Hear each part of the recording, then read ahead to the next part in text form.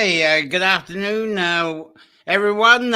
It's St. Stephen's Day, Boxing Day, or it's just a regular day to you. So, welcome to Nature Folklore. It's 26th of December 2021.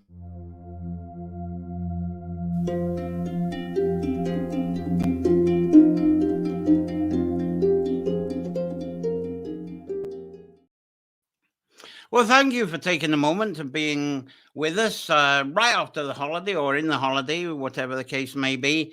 It's our weekly time of exploring nature-centered folklore, connecting this within your favorite sanctuary space, and expressing this from your sanctuary through your poetry, art, writing, craft, performance, and even problem solving, maybe I was saying apparitions. We're doing that in the next couple of weeks. Affirmations as well. Anyway, this afternoon's theme is part 4, the last one of the 4-part Yule season series. And I'm going to be doing putting some glasses on. We're going to be doing first footing into 2022. If pictures will show up. There we go. There they go. Fantastic. We're zooming around there. And wassailing. So there's some wassailers there. Plus, we've got County Roscommon lad Jerry Donald, who's going to be sharing some of his wisdom a bit later on. He's coming on. He's going to be talking about the Ramboys tradition that's been performed around Ireland today. And I don't know if Gary's going to be coming on board. He's been posting stuff on the Ramboys all day, some fascinating stuff. A shame we haven't got him live as well. But if you're on Facebook, look up Gary Brannigan. Some very interesting stuff he's posted about today. Sorry if I'm in your face with my head here. I'm in a very small area. I'm at Claire's. I got this little bit of green screen behind me, which is almost wrapped around me like a scarf. So it's interesting balancing that around. So I'm playing around on a small table, but I'm sure we'll be absolutely fabulous. And also later on, we've got a feature on the 12 augury days, omen days of Christmas. That's going to be presented for us absolutely wonderfully, I'm sure, by B. Smith, who I saw this lovely Christmassy photo of her. There she is there. Fantastic. Yeah, let's show that again. There we go. Wonderful bee there. And she's actually in the green room here, which is fabulous. Anyway, as I usually say, these nature folklore sessions and videos and tree sanctuary support brought to you due to the support of, and it's very appreciated, support of our subscribers. And it's through the Patreon link there that helps me pay the monthly subscriptions and keep this on the air. So thank you very much, because subscribers are with us live today, or there will be later. It's a funny sort of day, isn't it? Straight after the holiday. But thanks for your support, and that's why I'm here. So let's see, talking about that, let's see what early birds we've got watching the show, which is fabulous. So we've got Maui and we got B in the background, which is fabulous. And we've got the Sherwood Delta coming in from YouTube here eventually. There we go. Greetings from Sherwood Forest, who's joined us with. So it's great. Someone's actually joining us today. I think on the 26th, right after Christmas. Anyone here, I think, is fascinating. But the one thing I love is the actual playbacks afterwards have been phenomenal lately. So I'm thrilled about how this is circulating. Really, I think we're going to start with a poem. I'm really going to bang straight in here. We got Maui, so a lovely guest we've had on Nature Folklore a couple of times before. She lives deep in the folklore and the language, very much into the language and the folklore of it herself, and very much in tune with the County Sligo language and mythology around us, which is fabulous. So I haven't talked to Maui yet. Let's see if we can get her loud and clear for you here. Good afternoon, Maui. You're looking great. Thank you. Nolly Conadeve, how are you? Good to see you. Very good. I'm thrilled that we could set up in another place, portable, and we're with you. And I hope the sound and everything's good. But you're sounding and looking great. And you've offered to come on and kick us off with a wee poem. If you could tell us a bit about it. Okay, so I celebrated midwinter at Knockrow Passage 2, which I live down in the south, even though I love Sligo. My parents are from Sligo. So Knockrow Passage 2, it's aligned to the midwinter sunrise and sunset, and it's the only site in Ireland that does so. So it's quite an extraordinary place. So every year I have spent every midwinter there as long as I can remember. And out of all of the years that I've been there, over 20 now, I've only ever witnessed the sunrise and the sunset on the same day twice. So I nearly always go back, over and back a couple of days before and after the solstice, just to see if I can witness the sunrise and the sunset. So I usually do at some point. But I was there the other day, and a wren came out of the firs. Great. So I thought that was kind of and the wren came out of the firs and sort of settled himself lovely on the labyrinth of stones, and just proceeded to sing a song, and it was really lovely. And I just reflected a bit on a few things. One, that the wren was there just singing because he could sing. There was no other reason. And that also there was something sort of quite magical in it, in that it was like in that moment spring was reborn, and the ground wakes up and starts to support us again. So there was something lovely about that.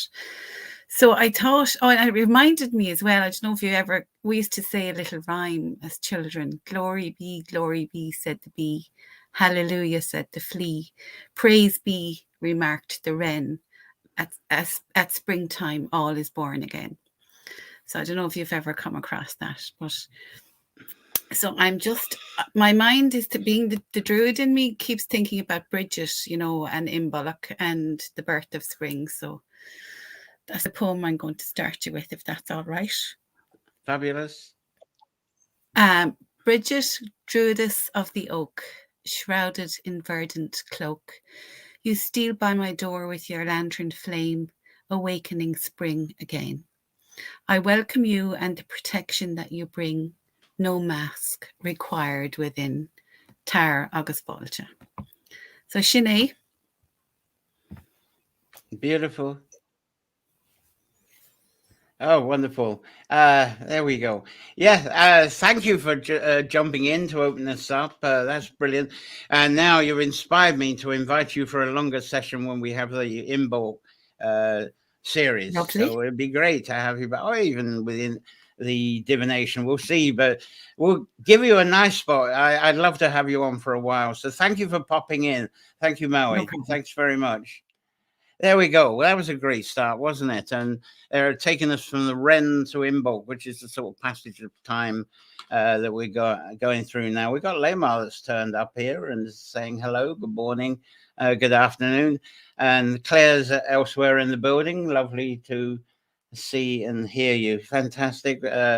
And we got various people coming along. They're finding us, which is fabulous. Thank you very much. So anyway, we're going on with the first part. I'm going to do a bit on the first footing, do a bit on that as well. Whoa, there's something to kind of read as well. And Claire was saying how gentle and lovely the poem was. Thanks very much there, Maui. Thanks. Yeah, first footing. Let's roll ahead.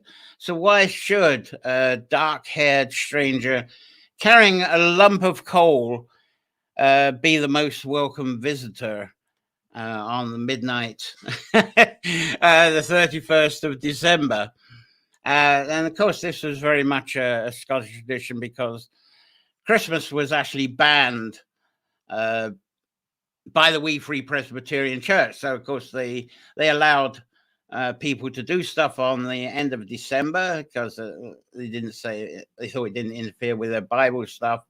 And just to give you an idea, the Wee Free, especially of Presbyterians, very much in the west of Scotland, Argyll, and on the islands as well. And that's a typical Wee Free church, a Baron church that you'd get on the west of Scotland. And there's a typical wee free family. So if you didn't know what a wee free is, that's pretty much it, isn't it? But often a lump of coal was a lump of peat. And it's really a blessing of fuel. Turn up with a blessing of fuel and a warm home. That was the essential thing for the visitor. And it was preferable that it be a dark and dirty person that would turn up for that. But as I say, the Wee Free Church regarded Christmas as a Catholic semi-pagan tradition. They didn't want anything of that. And their argument was that Jesus Christ's birthday is not mentioned anywhere in the Bible anyway. And if the birthday was mentioned, well, the calendar that we're following would be totally wrong anyway. So it's totally irrelevant. But most of us know the Christmas connections are more ancient. Traditions of Yule going way back. I think this is pretty much accepted that we're all part of extending the Yule traditions. And I don't know what those characters are doing there because I'm not even talking about them yet. But I suppose really the church didn't want the Norse tradition. That's from Norse tradition. And the Wee Free didn't want that sneaking in over Scotland and obviously over to the planters of North coming down as well. So the Wee Free Church, they decided the 1st of January, it was okay, suitable date. We can have your celebrations then. And despite that, January the 1st, as it is now, is of Catholic origin calendar, the Gregorian calendar, but that was fine. So the main purpose, this is really on the Scottish tradition, was 31st of December was the final debt collection date. Everything had to be done. We know in Ireland this is all done at what? Oh, it used to be ancient, and even now taxes have got to be in. But the church would approve this because this means the church tithing comes in by the 31st of December. So no wonder the Wee Free approve that as well. But as I say, all debts and treaties were sorted by Swan in Ireland, Scotland, the 31st of December. Then once the taxes, debts, agreements, and the church tithes, of course, were all sorted, all gathered in, everybody could celebrate. All the hassle's done. It's all done. And so going back to the dark-haired stranger visiting, carrying the coal or fuel turf, that was indeed good luck. Ignore the other thing he's carrying for now. The fuel was the good luck, and it meant a contribution to your warmth. And the reason why the dark-haired was welcome, because greeting a blonde-haired male probably included carrying an axe. So that was indeed not good luck in the past. So that's why the dark-haired person is welcome. And the first footer going from house to house may carry a fuel item for the fire. And there's a few things. It's a fuel item for the fire. That represents warmth. And it could be a coin to represent prosperity, and bread as well to represent never going hungry. And there's a black bun that goes around these days. That's one I made in the past. I love it. I didn't make any this year, but that's representative of never going hungry. And then a drink. And of course, we showed the man. We have the drink. The whiskey represents being happy and joyful. Of course it does. And the black bun is a tradition. It's the cake. As I say, it's another one. There's another picture of another black bun that I made another year. Anyway, this fruity puddingy cake, it's made well in advance. You're supposed to make it in September.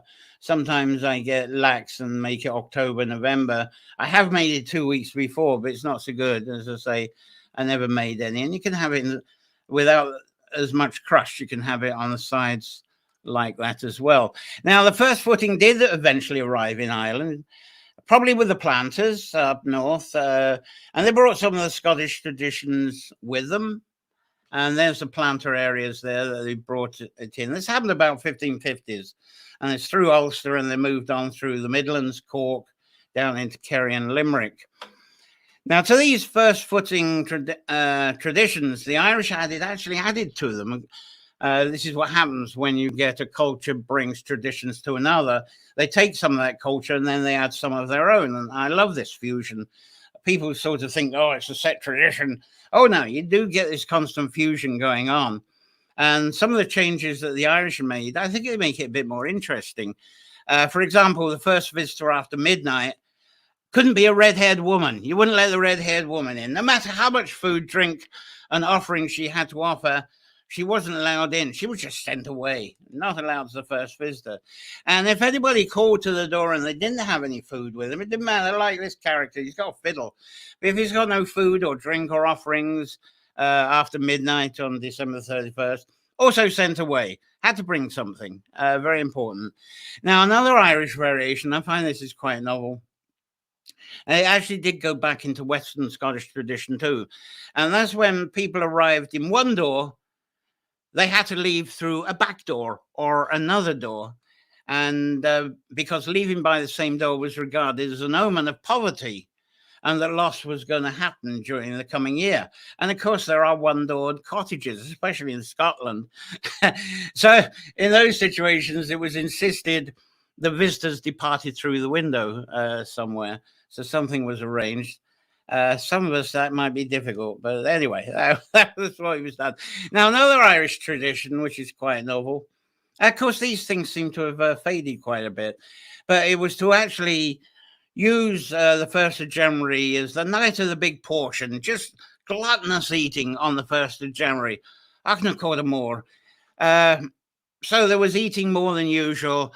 And if you could eat a lot on the 1st of January, that was supposed to be an omen that you were going to have plenty for the rest of the year. And this included the sharing of cake for dessert. And again, over here, it's not the black bun, it's gur cake. It's quite similar, but there's a bit more stale bread that used to be put into the mix.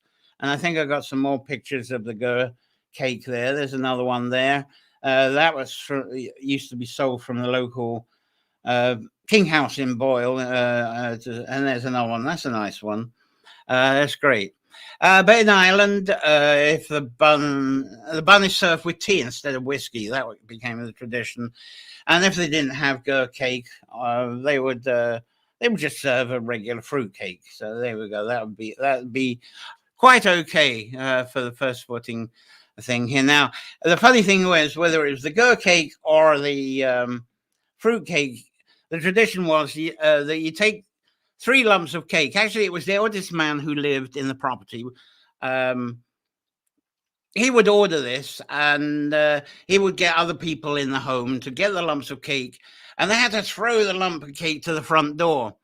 And as they were throwing it, the elder in the house, the older man, would be naming the Trinity and wish to banish hunger and poverty through the coming year as this cake was being thrown up against the door.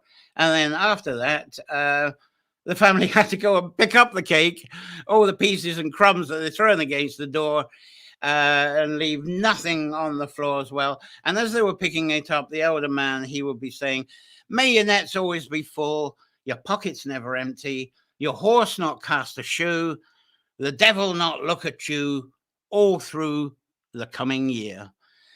So before all of this happened, before the cake throwing, it actually was, this is a tradition that went out quite a way past. In Scotland, they had something similar. I forget the sequence, but the Irish one, they said, when the wind blew at midnight, before anybody was welcomed in, if the wind was coming from the west, that meant good fortune from the year.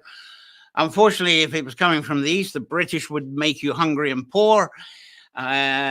I'm not quite clear about what the north and south prophesied. I think in the north was a warning the Norse might be coming again, but the south was you were going to get good friend support for the year.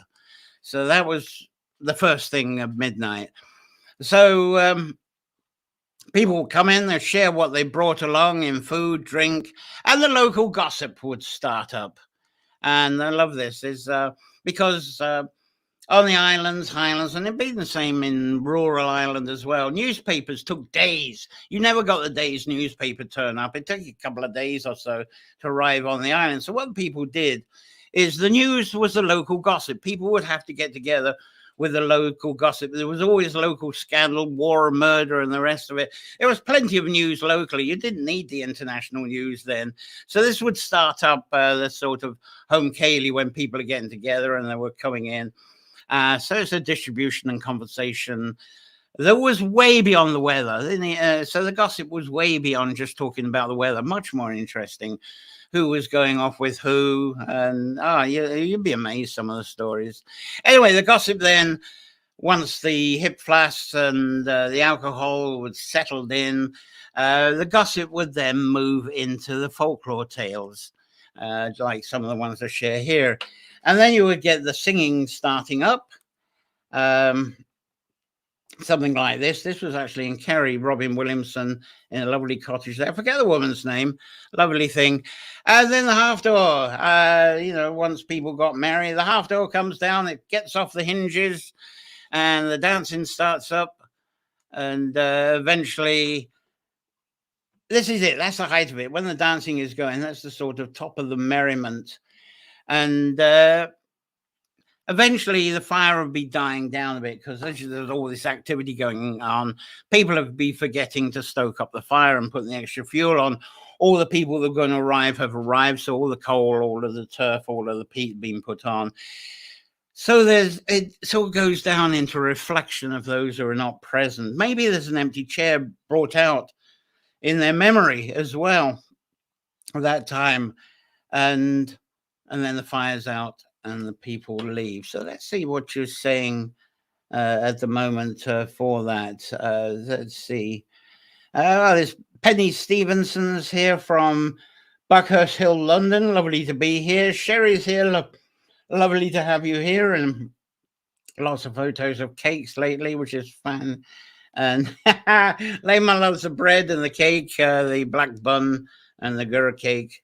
And Sharon's watching us from the woodland hermitage there. So it's lovely that you're all with us. So fantastic. So, okay, now I was hoping that Jerry is, where is Jerry? I was hoping to have Jerry tell us about the Wren boys. He's not made it here. I'm going to do a quick flash to Jerry Donald. I was going to send him a quick message, see if we can get him on board. He's not said anything.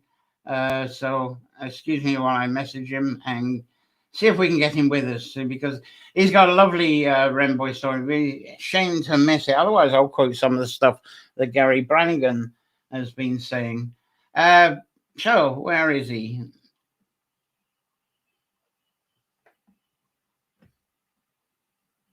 He might have forgotten.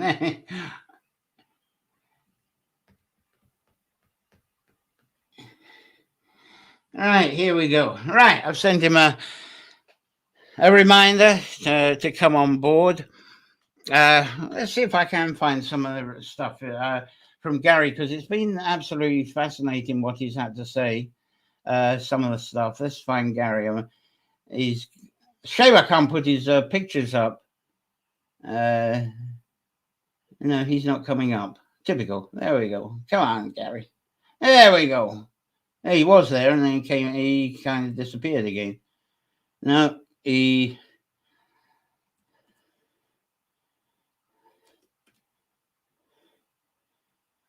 There's a resistance of Gary coming up. They say, no, shame he's not on live with us today.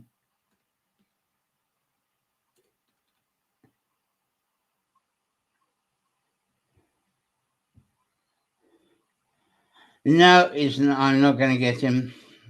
Shame, I'll have another go. He popped. This funny thing was he came up on the screen and then disappeared. There he did it again. He came up on the screen and then disappeared again. Now, obviously, we're not getting. Maybe we'll get Jerry. Anyway, I better with the Wren boys. I didn't want to talk about that one myself because I was hoping to have someone else who's involved with that. So we may have a chance, and I'll bring. Oh, there's a wee squeak. Let's see what he's got to say.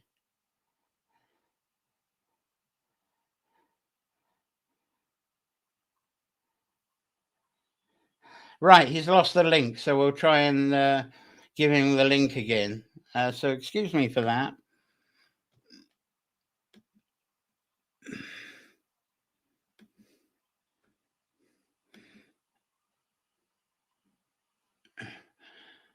Okay.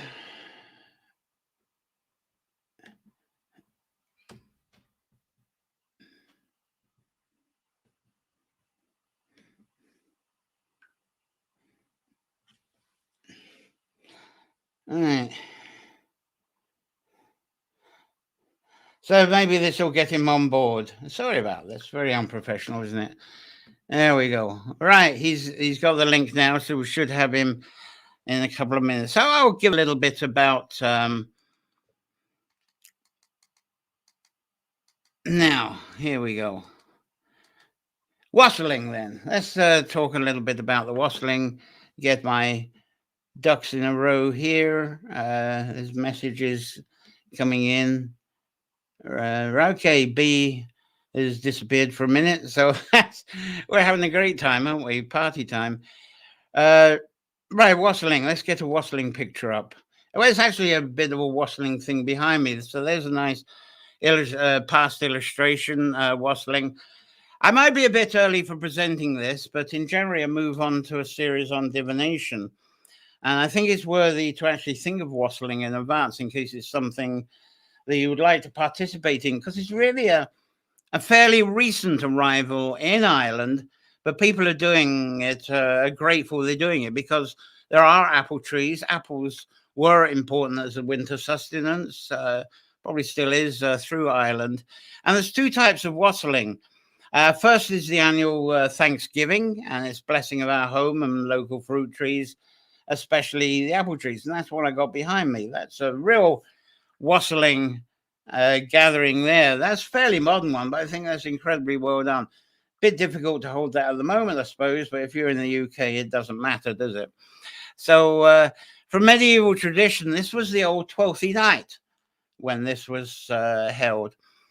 And that's today's 17th of January. And that was once the 12th night when it was the old Julian calendar. That was the Epiphany, 17th of January. That's what it used to be. Now, many local traditions have altered this to the current Epiphany, 5th or 6th of January, on the Gregorian calendars. But there are local traditions that host wassailing on different dates and with different names, and they're held between Samhain and Imbolc. Because really, the wassailing type of blessing is for any time during this winter season between Samhain and Imbolc. It's very appropriate. There's some interesting sounds going on behind me. Maui always says she always puts cider on the roots of hers. Very good. I wish she's in that area.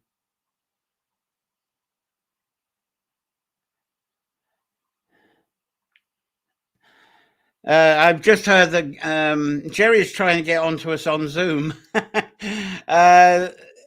So we might not get you. He's been on before. He has known it is.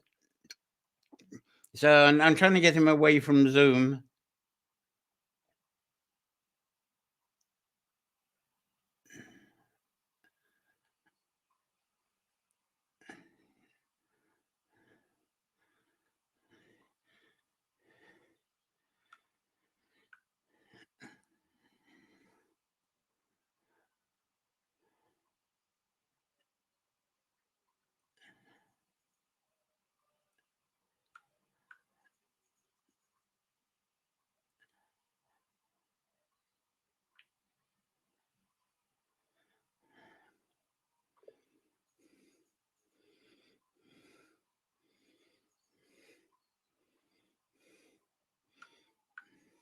Right. Hopefully he'll find out that what he got what he thought was an error message, and it's not an error message. It's the process of getting on. So hopefully we'll get Jerry on board.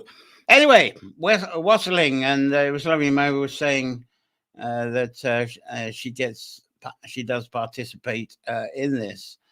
Going back, right, the blessing of the it's really a blessing for any time during the winter season when you're wassailing. And in Ireland, as I say, there's not been much wassailing, as this tradition seems to have originated from Germanic Saxon tradition. There was a Saxon call-out phrase that was "Puhail." That was their Germanic one. which means be thou hail, be in good health. And people will call back, drink hail, drink hail. And that meant drink and be healthy. That's all it's about. So this was about cider and apple trees, especially in northeast Germany. And during medieval times especially, there was similar celebration that was not exclusive to cider, but also to ale. So there was the praise for the hops and the barley as well. So that was included. But before Saxon times, there seems to have been similar Mediterranean ceremonies for wine and for olive oil as well. But we don't seem... Jerry's coming on board. So during the medieval times, celebration was calling out. It was changed from Puhail to Wassail. And that seems to have been a combination with the Germanic, and there was a Norse call, Vessail. So we suddenly, into the UK foundation, we got Wassail, and that's how we got the wassailing, the blessing of apple trees. And so that developed as later tradition, something like that.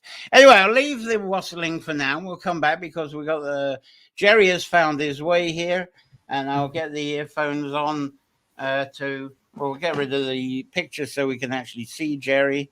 Hello, Jerry, and I'll get some headphones in. I've covered with devices to keep in communicado with you. So let's see, you're looking good. Let's see if you're sounding good. Hi, Merry Christmas and good Wren Day to you, Jerry. How are you doing there? I'm doing good, John. Thanks for that. I didn't think I was going to get in there for a while. Yes, I was getting very nervous. So that's fabulous. And you were saying that you got something, of course, being the Randays and Ramboys, that you got something to share. You got your own interpretation to share with us, which I'm absolutely looking forward to.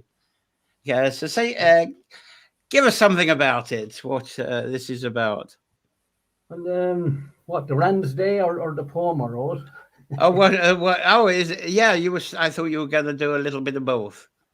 Yeah, well, growing up, in the 60s, and that was a heck of a time because there was no money about, sort of thing.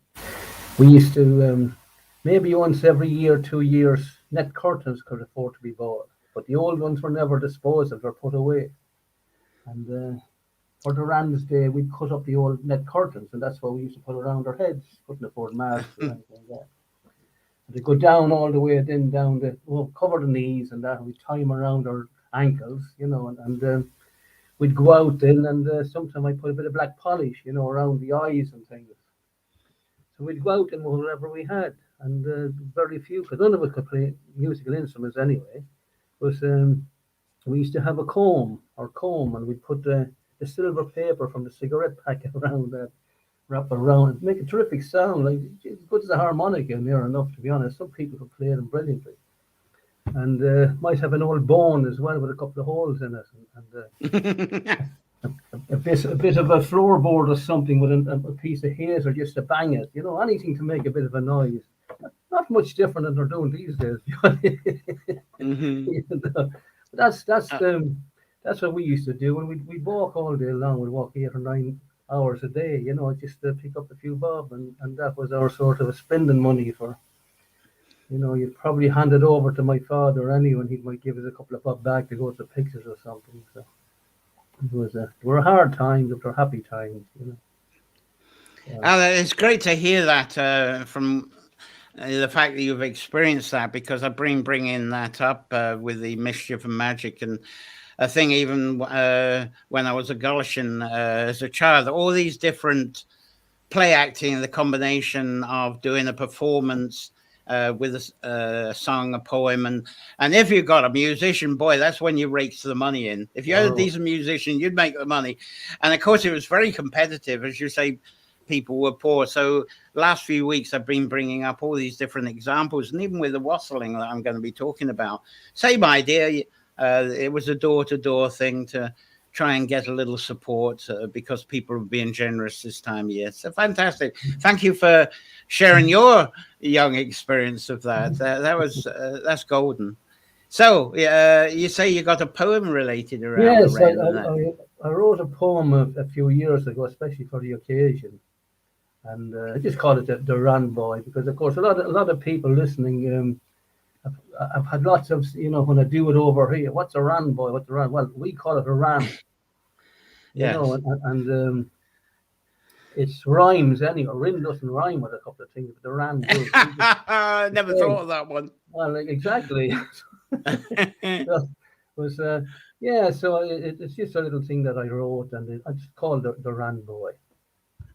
The Wren, I'll hunt the Wren, I'll sing and I will dance. And if my tenue overflow, I'll stuff some in my pants. I'll walk from home in moor with a bower on and a bone, with me comb bound in silver paper to intensify the tone. Wrapped in an old net curtain, vizard and top coat, that's tied around my ankles, just like a hobbled goat. The Wren, I'll hunt the Wren, and I'll stop at every door, causing such a racket, be you rich or be you poor. I'll belt out Katie Daly, Tom Dooley, or a Raw Naveen, the bait of this young Wren boy you'll have never seen. The Wren, I'll hunt the Wren, and for a penny or two, any more, any less, I'll still say God bless you. The Wren, I'll hunt the Wren, till the king I find, so put a few more coppers in, if you be so kind. The Wren, I hunted the Wren, but near a king I found. So after 9 long hours, I totted up my coppers. I had 240 of them. I'd made myself a pound. There you are now, John. Oh, that's brilliant. Thanks for managing to persevere to get through to us. That was great, and it's always a treat to get you. Have you got any storytelling events coming up that you're involved in? Yes, indeed. We're back ourselves in the pub again, but we don't know what's going to happen. We don't know what's going to happen come January. As you know, it's just the same over there as there. Yeah, life at the moment, but I've still got the Zoom is brilliant. Every month we've got a terrific following from all over the world to Zoom. So that comes. We're always on the third Tuesday of every month. Right. If you want to put into the links and the information for people to join in, that'll help along. That'd be fantastic. So that's lovely. So thank you very much, Jerry, again. Looking forward to when we can get you to share something else again. I'll keep you in touch with the themes and we'll have you on board again. But that was great to get that background and the poem. So thank you so much and have a wonderful New Year, Hogmanay, whatever you're getting into, and through to the Imbolc, etc. We'll see you again soon. Thanks very much for that. Thanks. Great. Jerry Donlan there. We got him, and what a wonderful treat to have him again. So that was, I'm glad you managed to find the way through. So I'm back to the wassailing, and where was I going? We were talking about the blessing of the trees, weren't we? The blessing of the apple trees. And that seems to have developed as a later tradition, actually. It's because I think this whole tradition started up very much as a reverence for barley and ale reverence. And that would have been more a lunacy thing. So this is sort of spread over because, as I was saying earlier, before potatoes were even in Ireland, winter sustenance was the apples. It was so important for many reasons. So I think ale reverence may have been more of a Yule event. And so we're going more towards Imbolc for the apple trees. But I also feel the wassailing traditions we have today, they're more sort of late revived traditions. They got faded away after Saxon times. And I think people have rebuilt the wassailing tradition on bits of traditions that people have picked up, as I was saying, with the mummers, with the straw boys, possibly the wren boys, just picking up the folklore. The Golishans goes way back. So people were picking this up and they could see the wassailing bowl as being a lovely prop for the begging. But people believed in the blessing of the apples as well because it was so important to people. So wassailing also became, as I say, a door-to-door fundraising is what we're talking about. And here's a wee song that was sung, some of the words for the wassailing song there. And as a fundraising activity, which sounds very friendly, but boy, was it competitive. I think we got that from Jerry. Yeah, you're out for a few bob. And if you got some other folk drama crew on your turf, oh dear, you could all end up in front of the magistrate the next day. Anyway, door-to-door wassailing. That looks a very respectable version, doesn't it? And sometimes it did get respectable when it was a community fundraising activity. So that's how it got on. But also during the Saxon, we got to think going into the Norman times, wassailing became an exchange, more of an exchange between the peasants and the feudal lords. Because if you go into the history, Norman times set up with feudalism. And so it was a relationship with the feudal lords to get something extra off of them.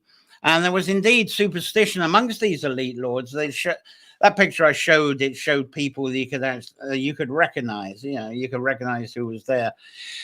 But it was like with the mummers, with the guising, the gullishings, people dressed up in disguise. And so when the peasants turned up in disguise and they couldn't recognize who it was of their servants, there was a superstition even amongst the lairds that this group of people that called on them in mass, they may well have a collective spell that could curse them if they enforced too much austerity or even slavery onto their peasants. So really the slavery conditions, though there were some rough conditions and there were some nasty lairds and lords, with some of them, that luckily they had this superstition that they got to be careful with these people, because otherwise the curse will be upon them.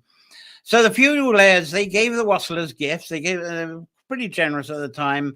Most of them, some of them were real buggers, but they gave food, drink, maybe some clothing, and sometimes even a bit of currency money, because very few people were carrying currency at the time. This was done in the 17th century, very little currency, 18th maybe a bit more.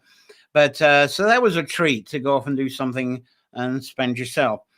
And they believe that by doing this, it avoids possibly getting curses put on them by the peasants there.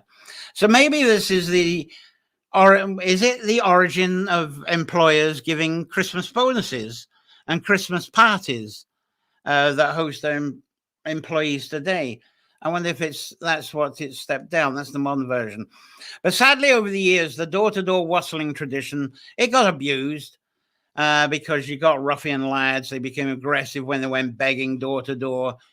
The peasant villages, they would threaten, give us your money, give us the food, blah, blah, blah, or else we'll damage your home.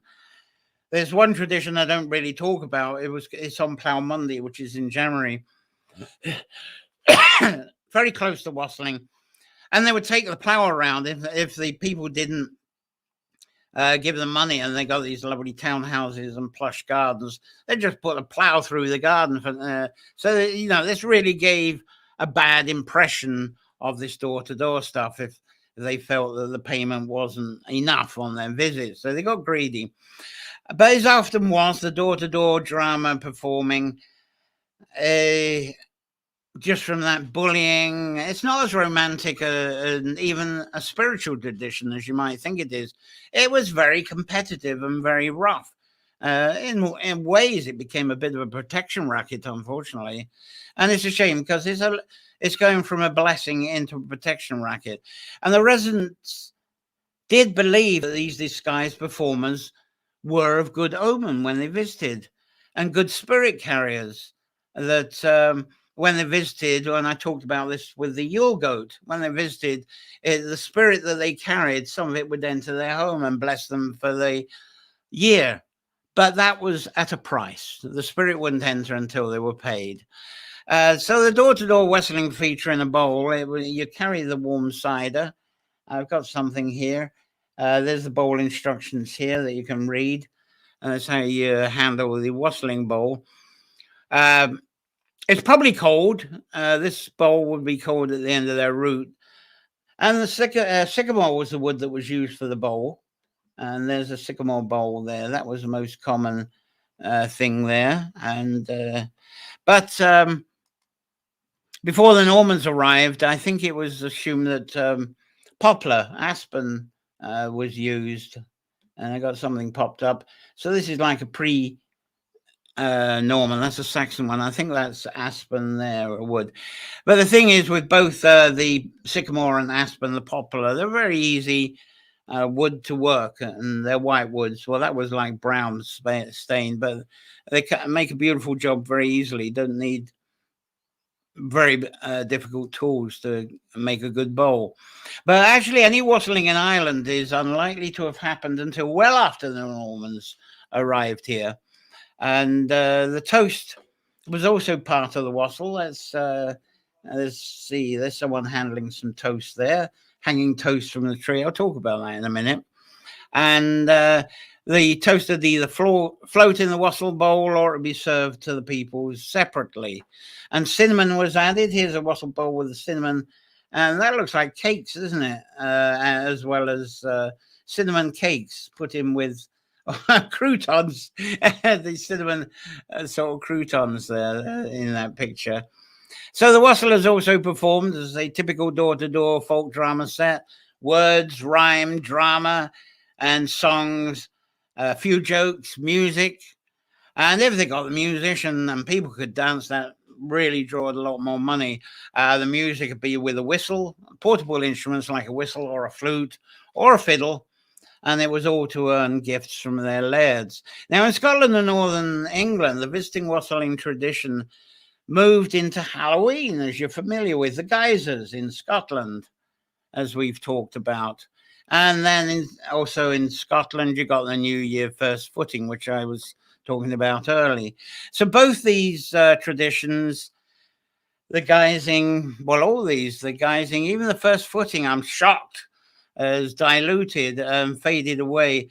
And it's all become commercially motivated, and it all has got wrapped up into trick or treat, which is a bit sad, a very watered down version. But the one thing about trick or treaters today, they're rarely vandals. They're not the ruffians of old, I suppose. So you can say that about them. And most of it is done in good fun. They sustain joy and gratitude. So, yeah, I say watered down, but there is a lot of joy and fun in it. So let's not knock that down. It's nice to have at this time, as long as they make their own costumes rather than buy plastic stuff. So that's the old fart version for me here. So back to the more polite calling on the lairds. There we go. Some polite visiting here. There's a polite visiting, not a ruffian visiting. It did happen.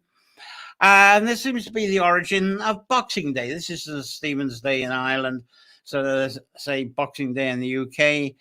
I think it's still Boxing Day in Canada, Australia, New Zealand, and probably some of the colonial islands, Bermuda, that type of way.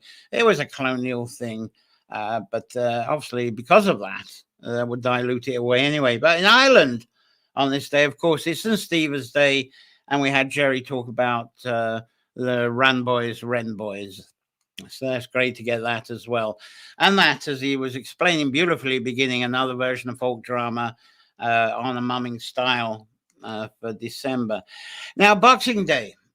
It is the holiday after Christmas Day in the UK, as I say, and in the Commonwealth countries. And the tradition on this day has changed from door-to-door visits. And the lairds actually set up. Instead of the door-to-door visits, they set up preparing meals themselves for their staff, for their land workers, and eventually some of their tenants. And they would invite all these people along, and they would have a hall set up, and it was prepared for them to all feast together. And at the end of the meal, and this sort of community of people that were around the lairdy lands that they had, the laird and the family, they would go round to the people individually, and they would give them gift boxes. And this was boxes to take home. And it was their thank yous for their service, and obviously still to keep the curse away. So the boxes would have some food, maybe a blanket, and I doubt whether it would have fuel. That'd be another arrangement. But a little bit of kindness, let's give you one day of servitude. So it's the one day of servitude of the lairds to the people around them. And that's the origin of the Boxing Day. So it came sort of from the wassailing. Anyway, back to the wassailing and the apple trees, blessing the apple trees, the famous picture that I got here. And The blessing of the trees wassailing is strong and getting stronger in cider countries, cider producing countries, Western England, Worcestershire, Herefordshire, South Wales. Wassailing is also reviving in Southeast Ireland, Wexford, around Clonmel, Waterford, Tipperary, all the places that grow apples, East Cork. They've really taken on the wassailing. It's quite recent, probably no more than 20, 30, up to 50 years. So it's a very modern thing, but they've taken the wassailing, and it's wonderful for the appreciation and gratitude. And the dates of wassailing are different in different counties and villages, but they're always somewhere between Sawan and Imbolc. Now, Epiphany Day, either the Gregorian calendar or the old Julian calendar, are the most popular wassailing tradition days. Now, the wassailing ritual blessing, if held in Epiphany or after, first of all, you got to wake up the trees. That's the first thing you do. Is this yeah, here you go, wake up. Some people actually shoot guns to wake up the trees. Is part of the tradition of that. Are they shooting guns? Something anyway, they're waking up the tree on that one, whatever they're doing. So it's for the tell a tree that it's oncoming spring. Come on, wake up, you got to do your stuff. And then there was often there's an appointed apple queen. And there's an apple queen there. And what she does, she gets lifted into the oldest tree of the orchard, and she places the cider and the cinnamon soaked bread. She puts them into the boughs as well. People do that by themselves, but it's nice, I think, to have the queen. And there's an apple king. The apple king, the job of the apple king is to actually pour the cider on the roots. And there's a blessing verse for each action, for putting the bread into the boughs, putting the cider into the roots, and then there's a blessing for each other. And I think I've got an apple king there. There's a real apple king drinking away there, and I think I've got another apple. There we go. We got another king and queen that have been put into the tree that time. I don't know how is he going to actually pour down? He's got a piece of toast. Maybe he's poured onto the roots. I don't know. But as I say, there is a third verse, as well as blessing the tree itself with the bread and the roots with the cider. You've got to have the blessing for each other. There's the third verse sung as a fellowship circle. And it comes with a dance, and that's to bless each other.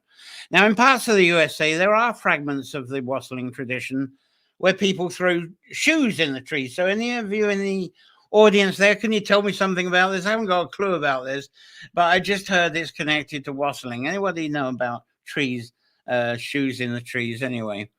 So wassailing it's actually growing in popularity around Scotland. And Scotland's got an apple day at the end of October, and then during early January, there's wassailing now where there's apple trees and orchards outside of Edinburgh, Glasgow, Stirling, Jedburgh, and Fife. Fife is an apple growing area, so there's wassailing now in Cooper, Buckhaven, Tayport. So it's spreading, and it's a lovely tradition to keep going. Bless our apple trees. So there's all kinds of comments. I've got some backroom comments. Bards aloud. Jerry, I'm going to have to transfer that over. There we go. Jerry, you're a gem, says Claire somewhere there. Thank you very much. And I think Kate Cloud Sparks is here from Frosty, Iowa. And we got Ann Bolden in from Pennsylvania. And Anne's asking something. Do you have some blessing for the trees? Where could you find them? I'm going to put some up, I think, a bit later. There are some standard verses. Like Go and Bless My Own. They're very simple verses. There's lots of different wassailing songs, but I do have simple 3 verses, and I'll put them up. I hadn't thought of that, the idea of it being an annual event. As I say, look at that. It's going to be spreading in the USA. Anne's going to be doing it. And there's Gigi from saying hi from YouTube there. Skipping a lot. Is anybody else getting the skipping? Because I've been watching the monitor here, and it looks like I've been getting a very good signal. So is anybody else having a skipping problem? Because it looks, the dials here show it as all being very good. So I hope it is all right. Let me know if you're having a reception problem. Not there's much I can do. We've got Penny Stevenson, Scottish, live in North Lincolnshire, hoping to wassel on my trees and friends and neighbours for the first time this Epiphany. I've heard people swear by its benefits for their orchards. Well, they've been doing it a long time. And it definitely brings on gratitude, doesn't it? So thank you for the information about this rich tradition. The Clyde Valley, Scotland, there's a big revival in orchard care and celebrate. I'm glad that you've confirmed that, verified that. It really has been spreading up in Scotland in the apple areas of the east quite recently a lot. So thank you for sharing that bit. That's lovely. Terrific. So how are we doing? We've got B. We've got to have the B, and B, as I say, they've got the augury or the 12 omens for the 12 days of Christmas. So B Smith is right in the back here. Let's get my headphones on, and I'll get rid of those shoes. Right, shoes, where are you? I'm trying to get rid of the shoes. There we go. I will say hello to B, who's been patiently waiting. She's been here right from near the beginning. So how are you doing there, B, again? Nice to see you again. Doing fine. I'm enjoying the show. Oh, great. So, yes, I'm not clear. You were saying about the omens. Is it like the augury? You've got an omen for each day of the 12 days. Okay. I first encountered the omen days when I was doing a course with Joanna Powell-Colbert about 5-6 years ago. And the idea is very linked to observing nature throughout the 12 days of Christmas, because the 12 days are the time out of time. When it moved from the Julian calendar to the Gregorian calendar, and they had these sort of 12 days going a bit spare in a way. And the omen days, I think originally, some people did them from winter solstice, but I've basically stuck with doing it on the traditional 12 days beginning Stephen's Day or Boxing Day. And the idea is to go out and really observe nature and look for the augury in nature. And the way I have done it over the past few years is to observe and then to write a poem about it over for each of the days. But there are other ways that you can do it. You can draw a tarot card. You can throw a rune. But I think the important thing is to really link it to nature in some way. So I have a few poems for you. One is a basic one that I wrote back in 2018 about the omen days. And the other one is one I wrote this morning. So, the omen days. Read the runes. What's in the cards? How will clouds form our future from the present shards? Collect the portents in fevered times where fear and uncertainty foment.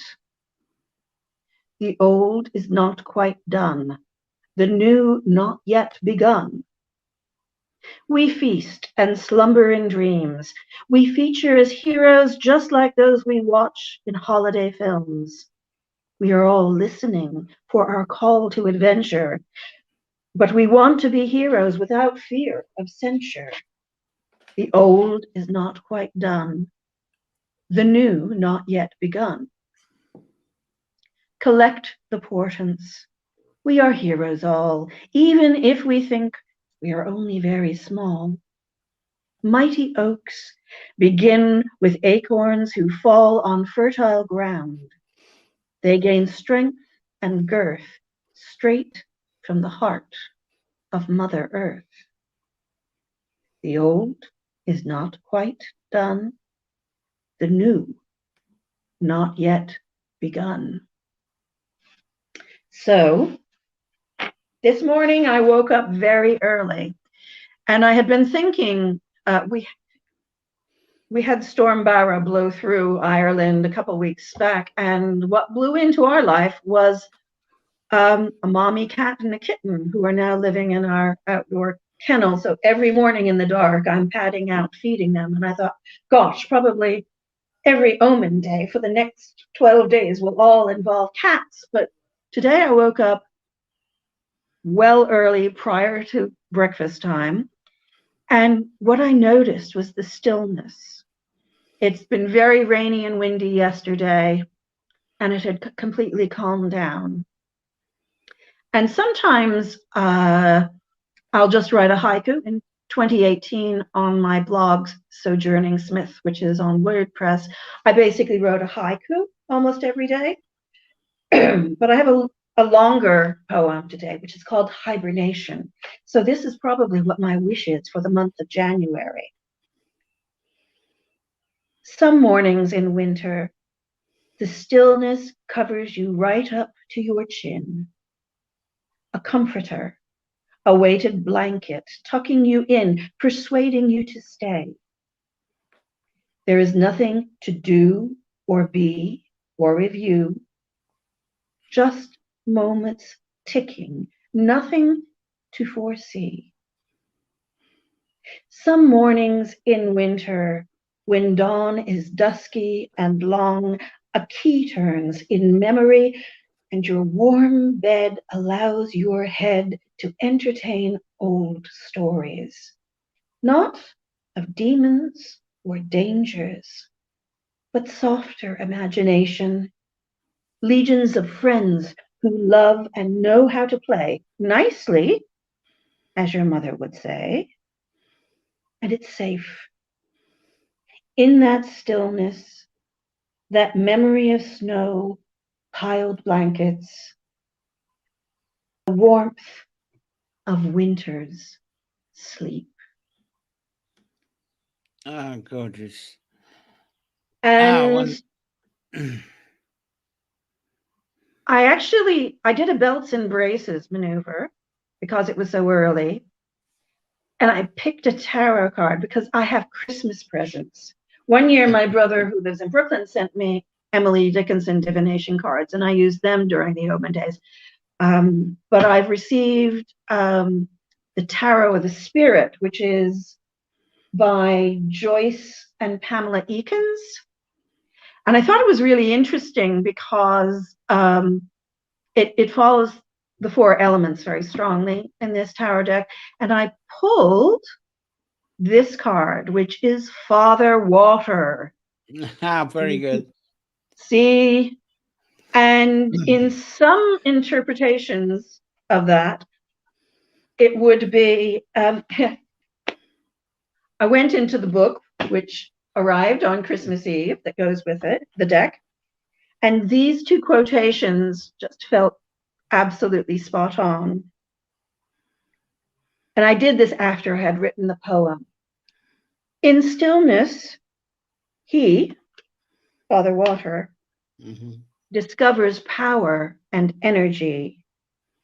The Water Father is the light in the darkness, the diamond-like sparkle that dances in the sea. There you go. Oh, fabulous. And having it be water was kind of appropriate since we've had a lot of rain in the last 24 hours. So at least in my part of West Cavan, I was down to the Holy Well this morning, and it was very full, as are our drainage ditches. We had a lot of rain yesterday. So there you go. So Great. That's me, really. So that's the Omen Day. So I'll just keep on doing that every day for the 12 days. Same thing. Be looking for signs in nature. And it'll probably, hopefully, be something different than a cat every day. It's interesting because Tony was looking out of the window this morning and he said, "Oh, look, do you see that?" And I didn't. And I had to really go round and round. And he said, "Oh, did you see that magpie?" And I didn't. So, like, for everyone, I think, you know, nature is calling to us to notice it and to sense what is it they're telling us. So tomorrow, day 2 will be February, and it'll go right the way through until when you get to January 6th, you'll know what December 2022, what the augury will be for it. Oh, that's brilliant. That's fabulous, because that's the way I understand the tradition. And I must admit, I recognize it's starting today, because really, well, it was yesterday, but it depends on the year. Either yesterday or today is when the daylight, the morning time of dusk, of dawn, stays the same for right up until Epiphany. But in the evening, we're getting an extra minute each evening, and that doesn't start up until yesterday. And it was yesterday this year, but it might have been today. So it makes sense. You've got 12 days of this extra minute coming on to the end of the day, whilst the dawn is exactly the same. And Epiphany, then that's when the days stretch. So yeah, well, I would agree with that.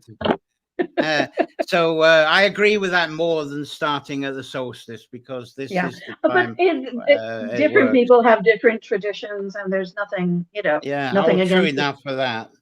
But that's the interpretation coming on for that. So yeah, there was some people really enjoyed that. Great to have you, and I'm trying to find that. And Sherry was saying she enjoyed that. Where's her? There we go. Lovely B and Lamar. Very beautiful poem, B. And of course, Claire, a huge fan. Beautiful, your voice is music too. So there you go. There's some of those.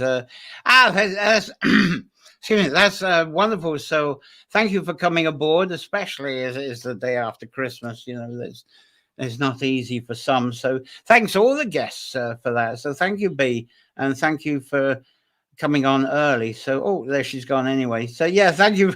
Bye, B. Thanks very much. And we'll have B yet again, which is fabulous. So we got stuff coming up. We got some great stuff. That's the end of the 4 episodes of the Yule season. I hope you enjoyed those. We're going on to the divination one now. But next week, 2nd of January, I'm going to be doing an introduction to Folklore Sessions 2022. It's going to be a casual social event to enter the new calendar with. And I will share intentions for the Nature Folklore 2022 that I hope will bring a more variety. It's lovely having these guests on, and I hope to focus much more on guests and establish the regular topics I've been doing for the last couple of years to actually build up a library collection, which I've been very slow at doing. Make them short videos, short topic-based videos, and that's going to be for the subscribers, the lucky people who subscribe there, of course. And of course, add to that contributions by yourselves on that day. Come up with anything, your feelings for New Year, first footing, your affirmations for 2022. Make next Sunday a social event, because I really shouldn't have that much to talk about myself, just saying the affirmations for changing nature folklore into being much more social with these live events. But on the 9th of January, 9th of January, enter into the first of the divination series, and get back to my photos here to say that what we got here. I was saying, I was going to say for next Sunday, that's the Dancing Lady Labyrinth, Herb Labyrinth, when it was first started at Crawley. But we're going to do the first of the divination, 9th of January, which is that's a local holy well. It's going to be water divination. It's going to be 9th of January, because water is a powerful divining medium, as we should all know, and it's a prophecy of life itself. This is a very favorite nature folklore subject for myself. And even though I've got Black Bunny in the background now, but I look forward to the guests that we have for that. And then on the 16th of January, the second one, we're going into the divination with Ogham. And people love that one. So we're going to an Ogham approach. And the Ogham divination is frowned on by a lot of ancient and myth and ancient language scholars. They frown on the idea of the Ogham being used in a divination purpose. But I like it. There is a way of approaching this as a medium for divination, and that I suggest anyway is because thinking back how the Ogham was put together. To me, it was started, as I've said in previous nature folklores, as a prompting language. When Ogham was first around, I don't think it was linked up. We see this as on stones like trees, starting from the roots going up, and we have the lines that look like branches, and we see Ogham, and it looks like a joined up language. But it does seem before someone did the joining up there that it was a prompting language. And you go to some of these old Ogham stones, you try to read them from the bottom up, and it's just a gobbledygook word. And I feel, though they're all linked together, each of those symbols is a prompt, and there's a story to each prompt. To me, that's how you can get the divination out of this. Even with the I Ching, you go through this, throwing the arrow stalks, reading the I Ching. Very similar. Eventually, of course, the medieval monks, they took it from the vertical into horizontal, and it became part of the language. But that wasn't until 7th century. So we'll go more into that one. Ogham as a divination. Excuse me. And then another one I love, because we get close to the Oriental Chinese New Year. So we're going to the water serpent myths. And I love that, the whole thing of the water serpent moving the life, moving the qi through the land, through the water. And there's a lot of folklore in Ireland and Europe that links to that. So we'll go through that water serpent. I think I might have another water serpent picture I brought up. Here we go. This is the Oriental one, because it's a huge reverence. That's an example of that. And so that'll be the third one. And all about our new spring about to burst out. A huge symbol of the Chinese New Year. And we'll see how we all relate together with that. Then from the 30th of January, it's the Imbolc series. And I hope we'll have Maui back for that. And then we get these lovely flowers come out. Some people say they got them out already. We have the snowdrops. So that's from the 30th of January. We'll do 4 Sundays of that. It's lovely. Let's any more comments, any questions from what we've done today? It's a bit of a ramble. Fabulous guest. Thank you again for Maui for stepping in, which was wonderful. Jerry got his way here, which was terrific. And that wonderful presentation that we did have there from B. Smith, which was truly incredible, as it always is. I'm going to change the background to the one I had originally, because I like that. It's right background. So thank you, Maui, Jerry, and B. Wishing you all wonderful. And also thank you to the lovely audience. I mean, this is the day after Christmas.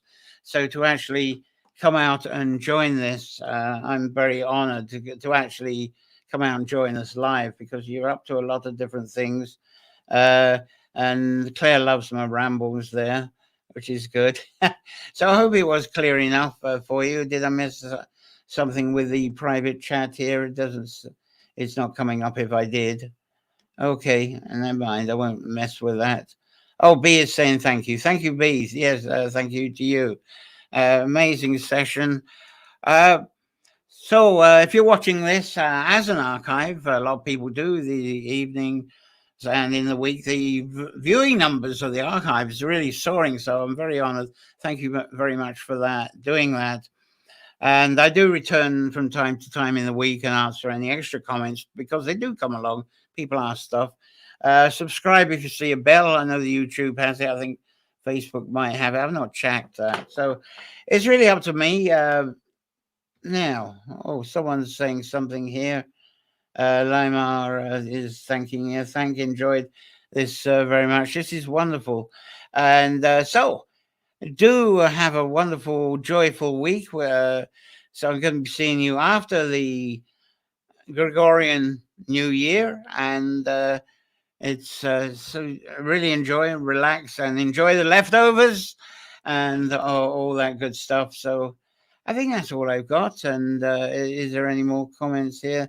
Thanks from Sherwood Dowsers. Thanks very much for hanging on in here and going through all this. So yes, I think that's it, isn't it?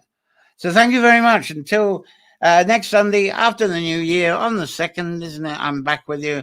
So that's it. Bye-bye from me. Bye. There should be a video. No, I'm getting a menu instead. Can I have a video, please? Bye-bye menu. I want a video. There we go. This is me.